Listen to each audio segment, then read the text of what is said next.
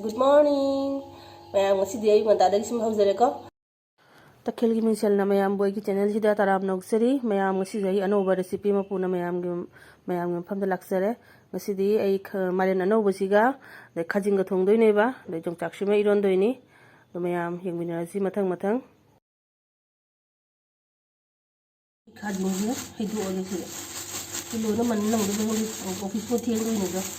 pham na man na le di khajing ko baje hawri raga kupada siman bada khara wai ba patam khara changi do ine chaning ene ngarang le rakpani do khara hoji ki chara ma su mandho age de kona awat pado alem bado kona man lage ba khajing macha na bade haw bani khajing macha je khung dum ga su ne nam lang thong ba de sugum ba pare na no ba thot law ba je anoba je asidi khara buli re asige hena no balai bani ba aduga thong ba yam hawre di morok sarap tarana oi nam ba hele ba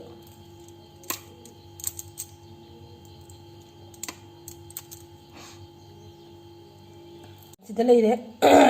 ngarang gi aman maduga asige yara ne ba siga khara budi le hewri asi horen chaklo raga muk man lage theng re ba si sem na kon ta boda uni pan hen gre re egi mairen je sida sem na खाइबोक मदि लेमेबा खाइबोक मसे hayang tan ga jana ba sum thammage regi maren ga de sidena shokki tejpata ga si ajwain ga maren na boga ne ajwain je khoidi sida mayang non na randuni hayeba do siga jam pak na mani shok to na bagi sina moro te pale re de normally de keno ga jira adu gi di thum yang adu di common ta re adu sum putla roi gi ba 이게 nga jang go hawrage mayam ai theng re khara tawri je re khajing aman baje huji thum ga yang ga tolaga ngawrage khang je sare thab je sare huji nga jang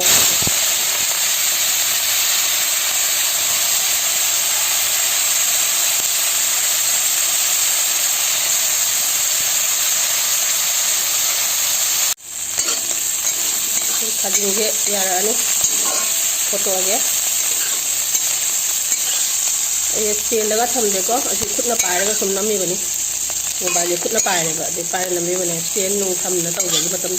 खजिंग मन बता थेंग रे ना कुमा पन तागी बरे थाव करगा हापगे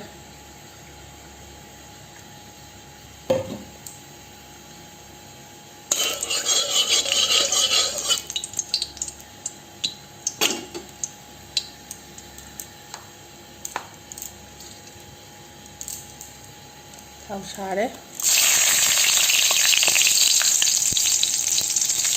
अजवाइन यहाँ पे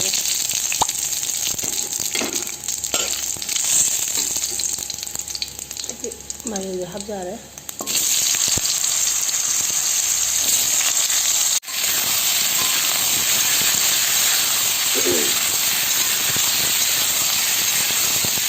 मारे अनौबा असितम होते जिलाउदा थोक अब लेबनेबा अदो अजवाइन ते पता हबने संबा करे ने अमिसा करे ने आलू अमा हापियोगा दे नंग लाउ थोगा तन ga जाने ने को हाव मै जाम होने दे बिदि दे याम तुम ताकन दे ने याम मुन्ना बा अदो मै रेंगे तिके तिदि लाउबनी तिके लाउ मै रेंगे मुन बने हाव बने सेम रे तिके तिदि लाउ हम हप्ते लगे तिके लाउ दो मै रेंगे हम tat lau lên mình thôi rồi mình mấy giá quay đấy đang trâm trông thùng đấy nè không bây giờ này mình nói lên bây giờ hấp đi rồi nè hấp lâu gì đấy nghe mồi tết cái thay này hấp cho mình cái thay nữa không được mày ba được cái mày này ba thì mồi cái bố bố này mồi tết cái này bắt cho mình hay là lâu xuống cái này ba mồi tết cái hấp đấy rồi mình hấp lên gì apa sih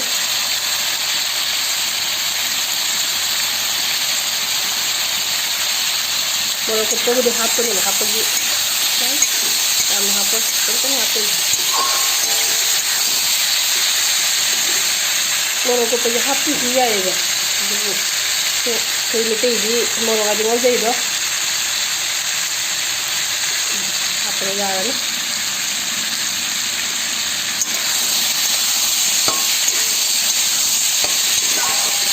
Hawada man ba ma'am? Hawada di mahal na kasi wala.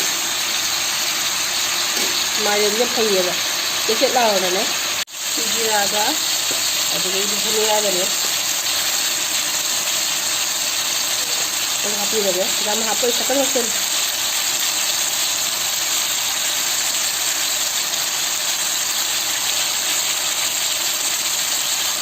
ꯈꯥꯖꯤꯡꯒ ꯍꯥꯞꯆꯤꯜꯂꯒꯦ ꯖꯤꯔꯥꯒ ꯙꯅꯤꯌꯥꯒ ꯍꯥꯞꯄꯤꯒꯦ ꯈꯥꯖꯤꯡꯒꯤ ꯃꯅꯝ ꯑꯃ ꯂꯩꯕꯅꯦꯕ ꯑꯗꯨ ꯃꯅꯝꯗꯣ ꯍꯩꯅꯗꯕ ꯃꯤꯁꯨ ꯌꯥꯎꯏꯀꯣ ꯑꯗꯨꯒꯤ ꯇꯧ ꯍꯥꯞꯄꯅꯤ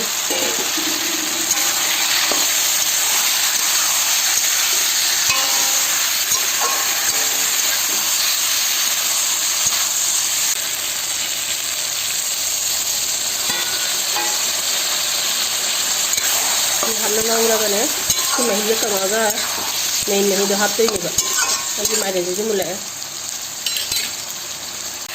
ꯁꯤ ꯌꯥꯔꯛꯑꯅꯤ ꯃꯍꯤ ꯍꯥꯞꯄ ꯃꯍꯤ ꯍꯥꯞꯆꯤꯜꯂꯒꯦ ꯏꯁꯤꯡ ꯑꯁꯥꯕꯅ ꯍꯥꯞꯇꯣꯏꯅꯦꯕ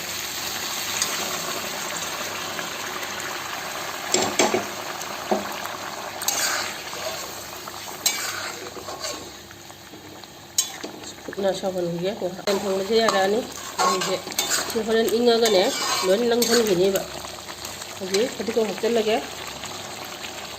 ꯐꯗꯤꯒꯣꯝ ꯂꯩꯇ꯭ꯔꯁꯨ ꯍꯥꯞꯇ꯭ꯔꯁꯨ ꯌꯥꯏ ꯃꯌꯥꯝ ꯀꯩꯅꯣ ꯍꯥꯏꯗꯣ ꯑꯖꯋꯥꯏꯟ ꯃꯅꯝꯗꯣ ꯑꯗꯨꯅ ꯁꯨꯝ ꯌꯥꯔꯅꯦꯕ ꯑꯖꯋꯥꯏꯟꯒꯤ ꯃꯅꯝꯗꯣ ꯇꯧꯕꯅꯦꯕ ꯌꯥꯔꯦ ꯑꯩ ꯃꯩ ꯃꯨꯊꯠꯂꯒꯦ ꯉꯥꯏꯍꯥꯛ 2 ꯃꯤꯅꯤꯠ ꯌꯥꯔꯦ ꯑꯗꯨꯝ ꯑꯩꯒꯤ ꯌꯦꯟꯖꯥꯡꯁꯦ ꯃꯩ ꯃꯨꯊꯠꯂꯒꯦ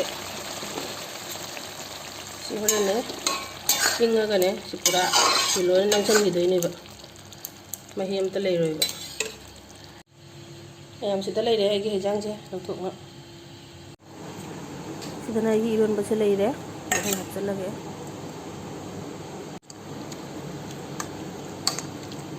ꯃꯌꯥꯝ ꯑꯩꯒꯤ ꯊꯣꯡꯕ ꯊꯥꯛꯄꯁꯦ ꯂꯣꯏꯔꯦ ꯑꯩꯒꯤ ꯍꯁꯕꯦꯟꯁꯦ ꯄꯤꯖꯅ ꯑꯣꯐꯤꯁ ꯆꯠꯈ꯭ꯔꯦꯕ ꯑꯗꯣ ꯑꯩꯒꯤ ꯚꯤꯗꯤꯑꯣꯁꯦ ꯁꯤꯗ ꯁꯨꯝ ꯂꯣꯏꯁꯤꯟꯖꯔꯒꯦ ꯃꯌꯥꯝ ꯑꯩꯒꯤ ꯚꯤꯗꯤꯑꯣꯁꯦ ꯅꯨꯡꯉꯥꯏꯕꯤꯔꯗꯤ ꯂꯥꯏꯛ ꯁꯤꯌꯥꯔ